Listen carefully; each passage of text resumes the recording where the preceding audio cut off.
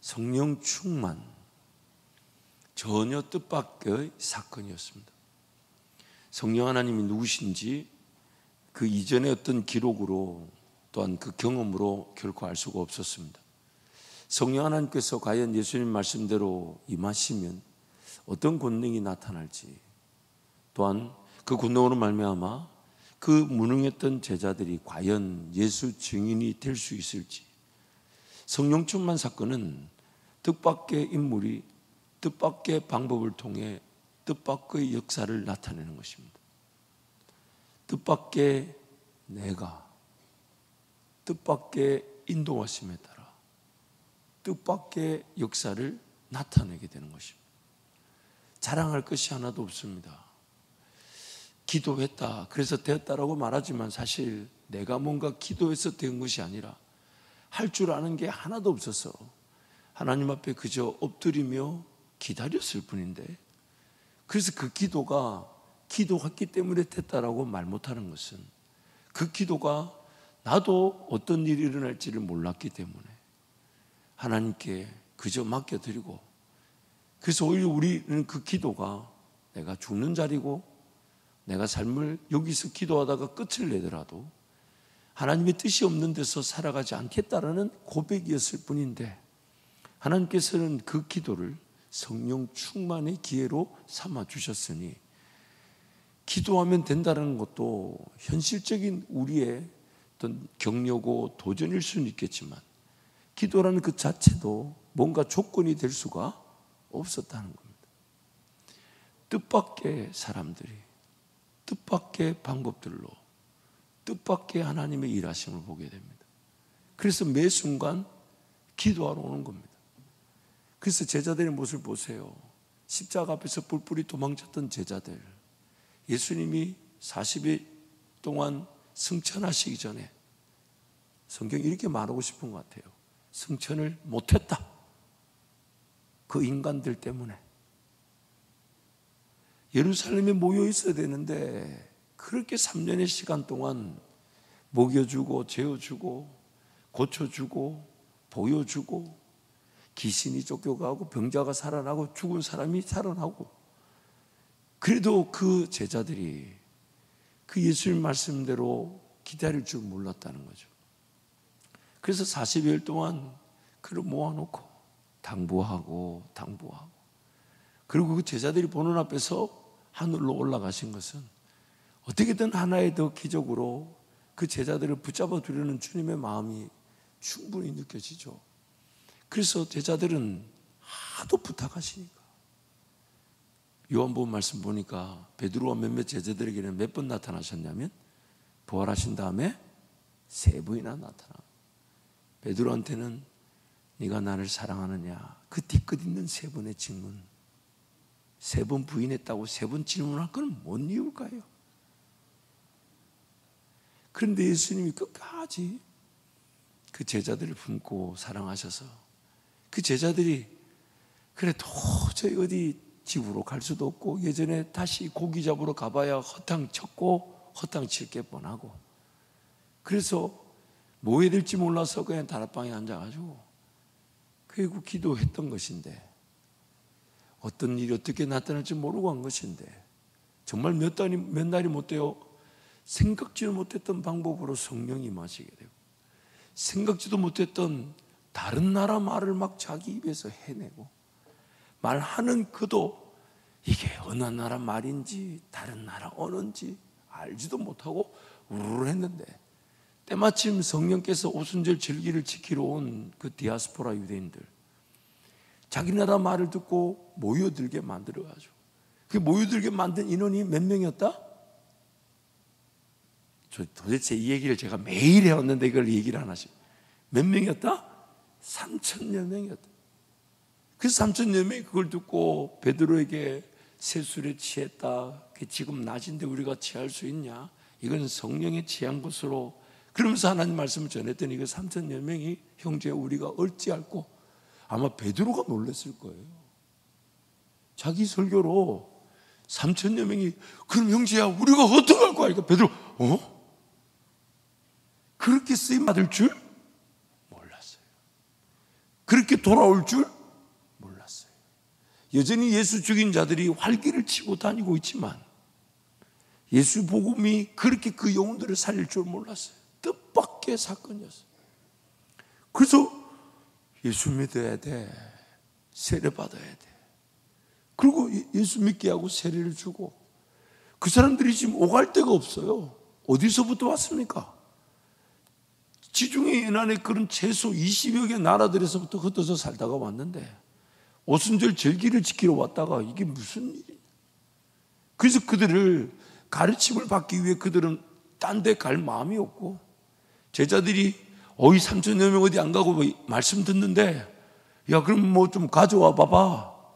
그래가지고 삶을 나누고 떡을 가져오고 성전에 모일 때도 먹이고 집에 가서도 먹이고 그리고 야 그래서 우리가 할 수 있는 게 기도밖에 없어.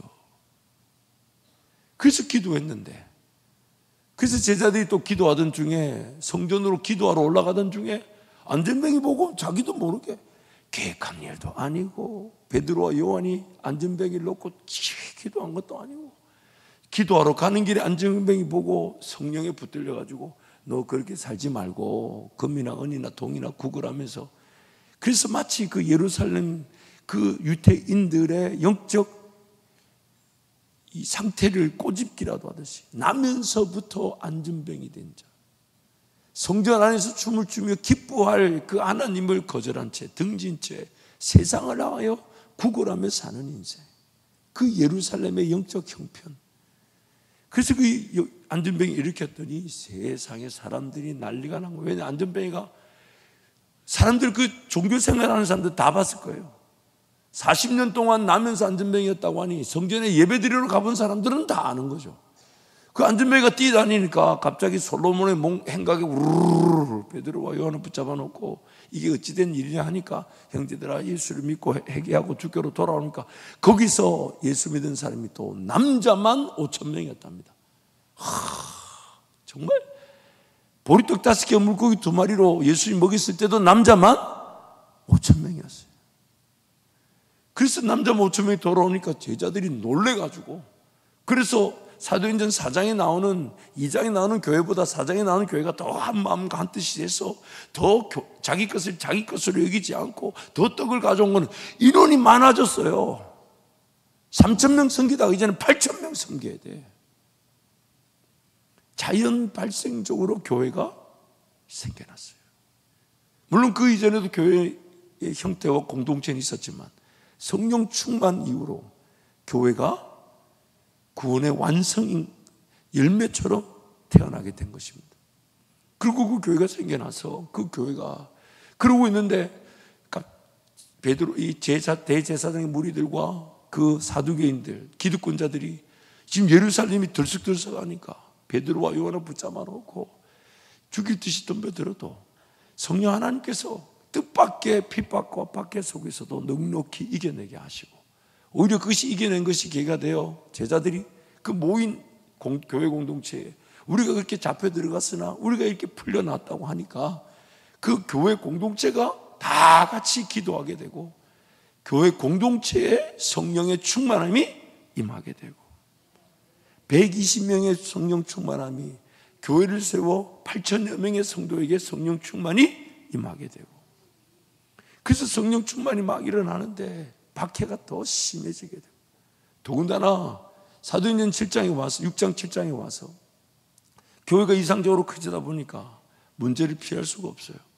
그래서 아나니아와 삽비라 같은 사건이 생겼지만 성령께서 그것을 통하여 오히려 더 영적인 교회의 질서와 권위를 든든히 하심으로 가르침을 통한 또한 가르침으로 통한 기적과 능력이 더 확실하게 나타나 교회가 더 든든히 세워져 가게 하여 주시고 또한 많은 사람들이 있다 보니까 형평성의 문제, 히브리파 과부들과 헬라파 과부들을 제대로 돕지 못하는 그런 행정적인 어려움이 생기니까 그 행정적인 어려움을 해결하기 위해 우리는 기도와 말씀에 접목하겠다면서 7 집사를 세웠는데 그 7 집사가 성령과 지혜가 충만한 자들이 서서 이제 행정적인 역할을 잘할 것이라고 생각했는데 교회가 핍박을 당하니까 예루살렘 교회가 사람이 많아져 가지고 돌보기 위해 7 집사를 세웠는데 핍박을 당하니까 7 집사가 행정적으로 할 일이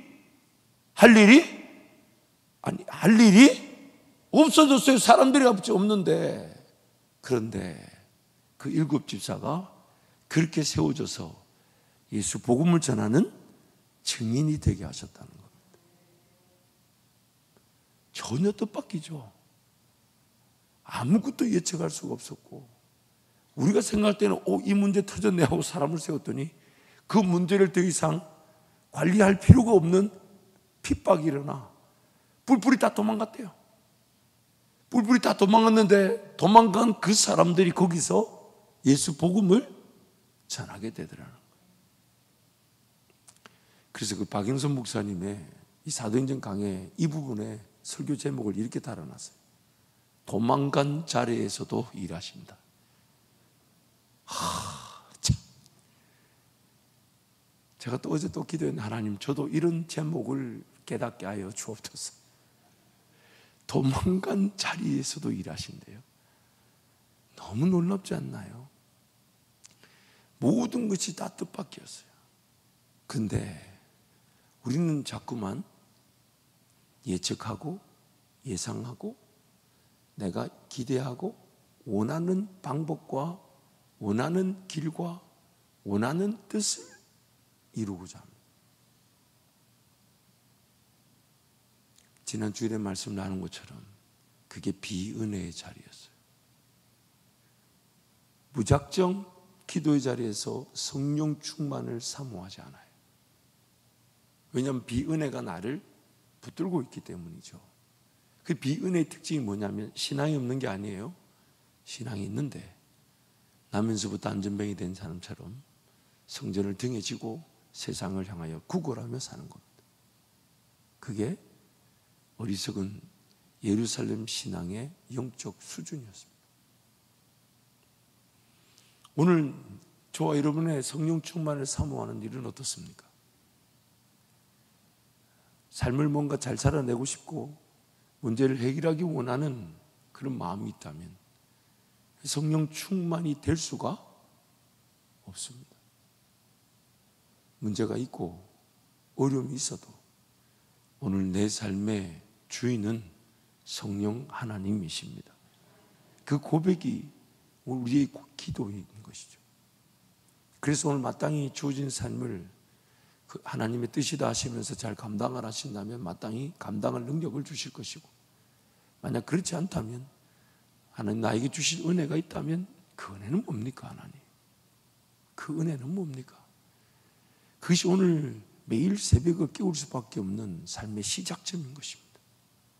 살아내고 난 다음에 기도하는 것도 은혜일 수 있지만 살기 전에 삶을 주신 하나님 앞에 기도하는 것은 더 큰 은혜인 것이죠. 그러기에 성령 충만이라는 것은 매일 하나님을 기다리는 겁니다. 그러면서 기대하는 거죠. 오늘도 뜻밖의 어떤 사건들이 나타날지 모릅니다. 어떤 일들이 생길지 모릅니다.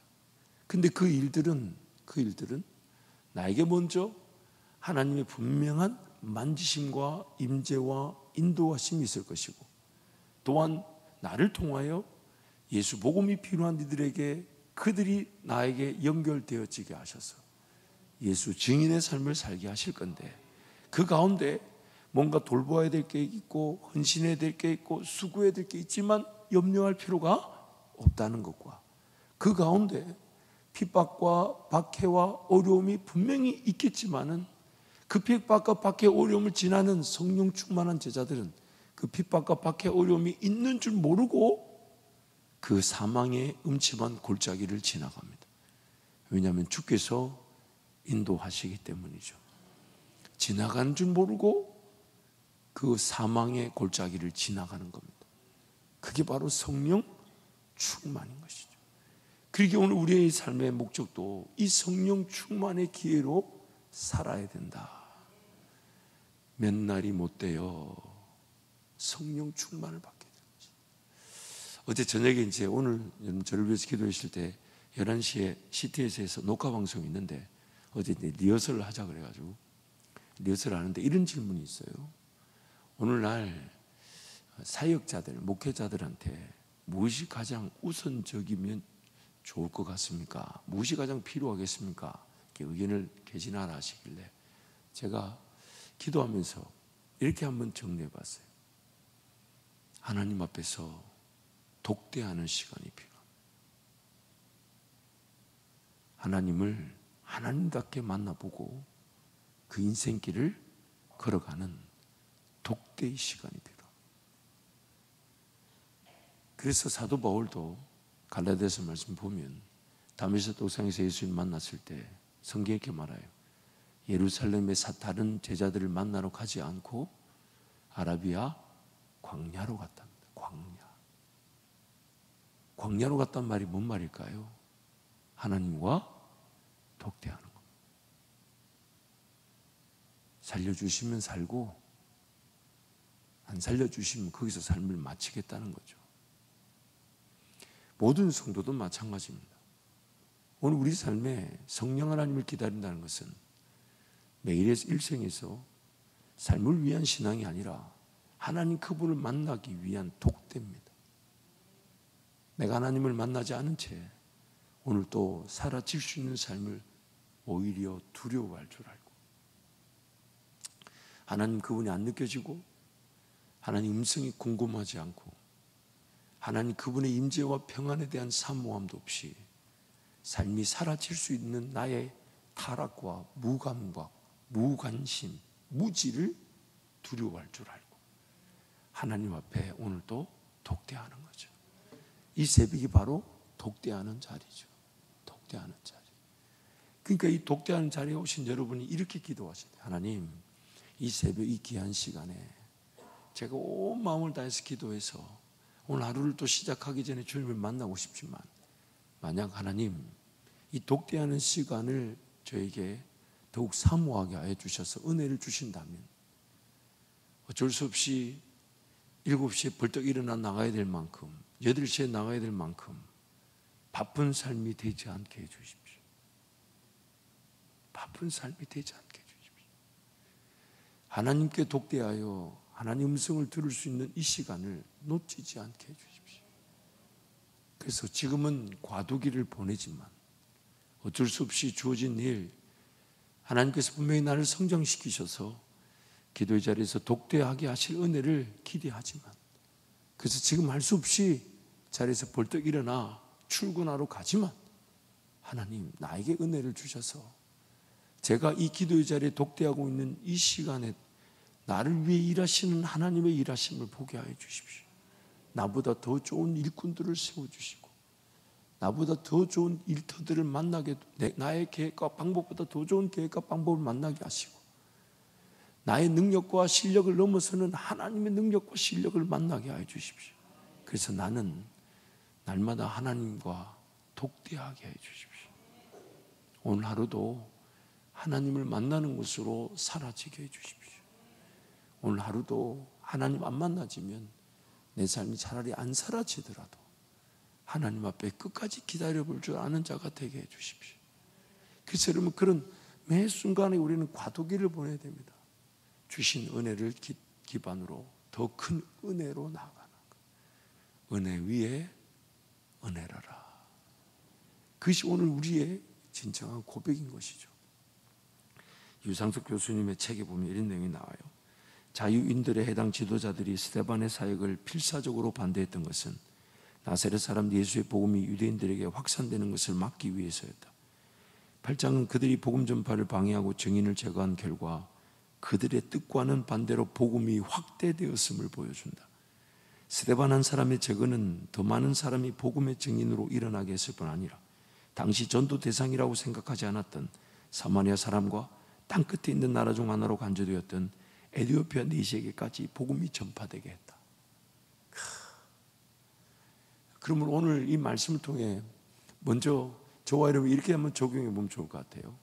첫 번째는 내 실력, 내 능력 이런 걸 따져 묻지 않고 복음을 전하고자 한다면 비록 도망가는 일이 있고 피하는 일이 있다 해도 그곳에서도 복음이 전파되게 하신다는 것.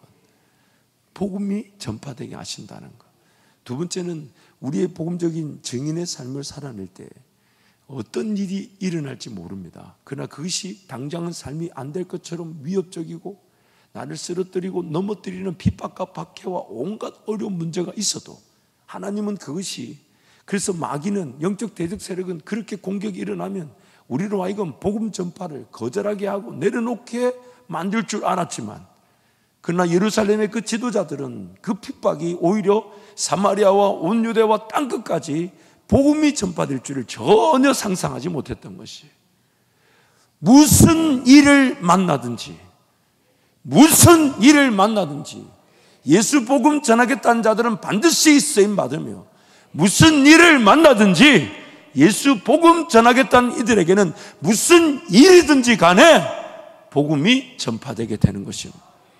그것이 우리 인생의 즐거움인 것이죠. 그래서 그 은혜의 길을 우리가 지금 걸어가고 있는 거예요.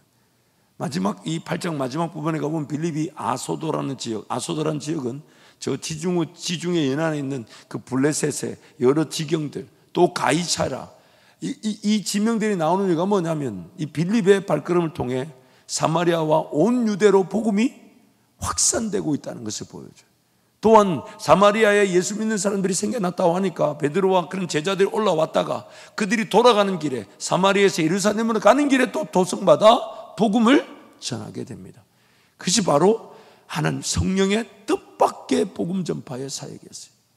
그러므로 오늘 우리 삶의 초점 어디다 둬야 되냐면 다름 아닌 언제 어떻게 무슨 일이 일어날지를 모른다는 겁니다. 그러기에 항상 성령 하나님을 기대하고 성령 하나님을 사모한다면 뜻밖의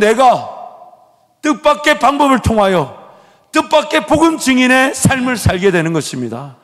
나의 상태, 상황, 환경, 여건, 어떤 여력, 주님 모르시지 않아요.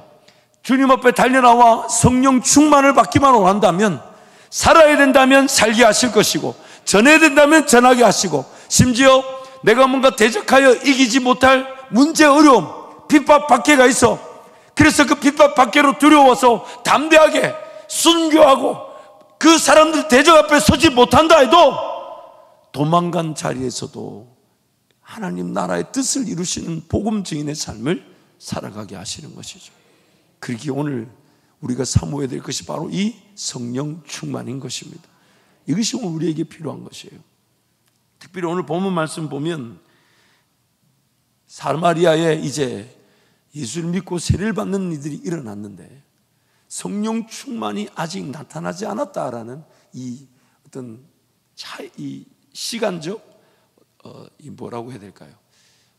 일단 본문 말씀 8장 14절 17절 말씀 함께 읽습니다. 예루살렘에 있는 사도들이 사마리아도 하나님의 말씀을 받았다함을 듣고 베드로와 요한을 보내매 그들이 내려가서 그들을 위하여 성령 받기를 기도하니 이는 아직 한 사람에게도 성령 내리신 일이 없고 오직 주 예수의 이름으로 세례만 받을 뿐이더라. 이에 두 사도가 그들에게 안수함에 성령을 받는지라.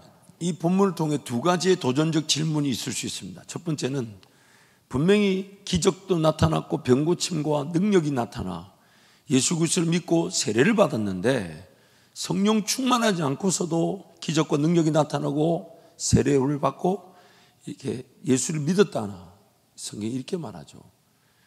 우린 이미 성령 세례와 성령 충만이라는 그런 성령의 임재가 우리 가운데 머물러 있으나, 그러나 그 임재는 내가 예수를 믿고 거듭나게 했지만 아직까지 충만하지 않은 상태일 수 있다는 거죠. 마치 그릇에 깨끗해져서 이제 조금 담겨졌지만 완전히 담겨지지 않은 것이죠. 그래서 예수님과 3년의 시간을 보냈던 제자들이 그런 성령 충만 이전의 삶이 있었음을 우리에게 보여주고 있습니다. 그래서 이것을 성령 세례와 성령 충만이다, 혹은 통상적인 세례와 비상적인 충만이다, 이런 표현을 쓰기도 합니다. 성령 하나님이 두 번 다르게 역사하시는 게 아니라 내 안에 오셔서 예수 그리스도를 믿고 거듭나게 하셨지만 우리는 아직 변화된 게 하나도 없죠.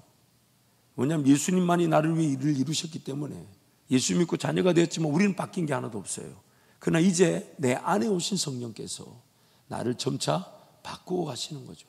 정결하게 하시고 성령 하나님을 경험하게 하시고, 그래서 지금은 하나님 말씀 들으나 깨닫지 못할 때가 있고, 또 들었고 알고 있으나 행하지 못할 때가 있고, 성령 하나님을 좀 따르지 못할 그 제자들의 삶과 같은 때가 있을 수 있으나, 그러나 때가 되어 성령이 딱 임하게 되면 마치 이전에 들었으나 깨닫지 못했던 것들이, 알았으나 행하지 못했던 것들이 깨달아지고 순종이 되어 있는 성령 충만의 사건으로 나타나게 되죠.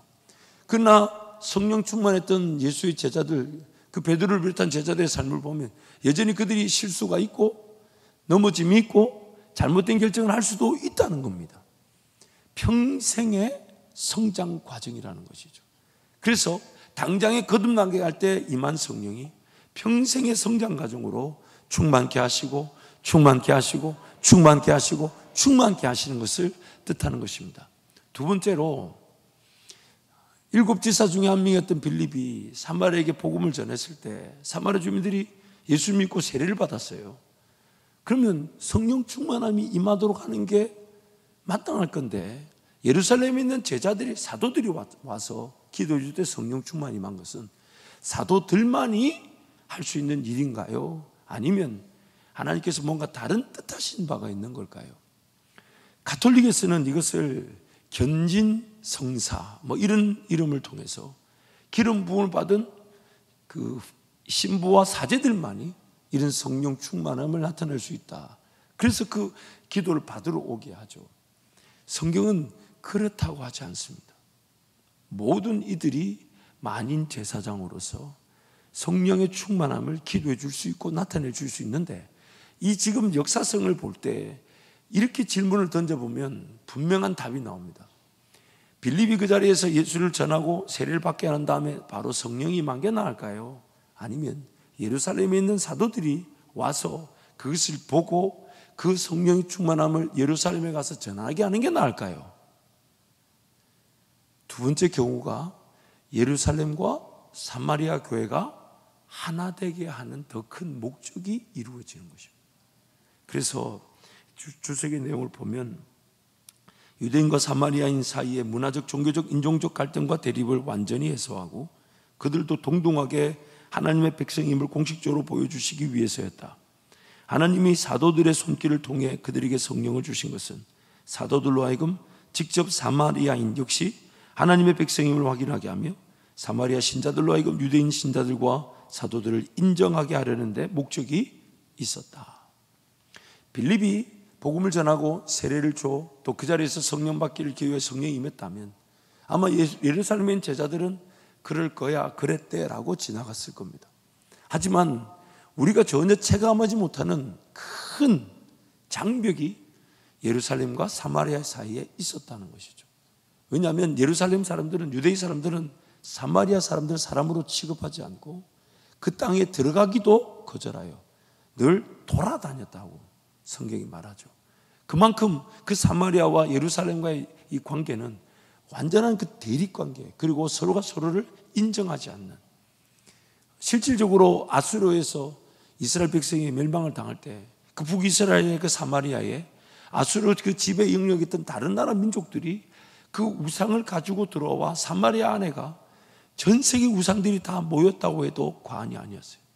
그래서 사마리아의 그 영적 형편을 오늘 사도행전 8장에서 어떻게 꼬집고 있냐면 마술로 사람들을 미혹하여 돈을 버는 세상인 것처럼 표현하는 겁니다.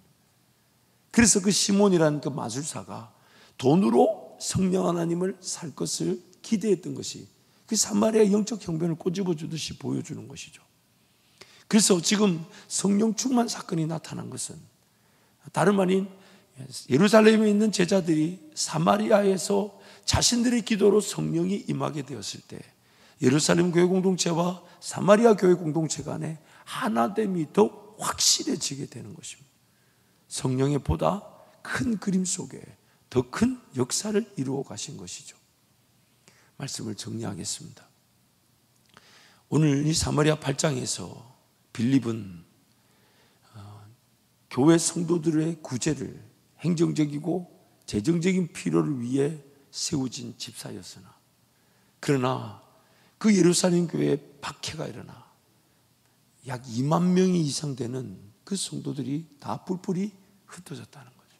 물론 성령 충만으로 담대히 복음을 전하겠다는 그 사도들은 예루살렘에 남아 있었다고 합니다. 물론 오늘 8장 말씀에도 보면 그렇게 흩어졌던 성도들이 다시 예루살렘으로 돌아와 또 교회를 다시 지켜내고 복음을 전했다고도 합니다.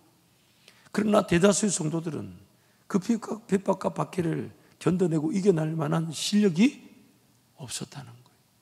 그런데 놀라운 것은 그 7 집사 중에 한 사람이 순교의 주역이 되고 구제와 행정봉사를 하려고, 이런 거죠.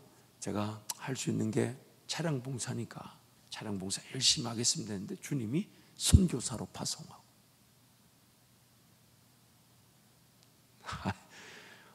별로 반갑지가 않은 거예요. 이렇게 좀 잘못된 비유를 든 건가? 그러면 차량 봉사 아무도 안 하시나? 전혀 뜻밖의 인도하심이었던 거죠.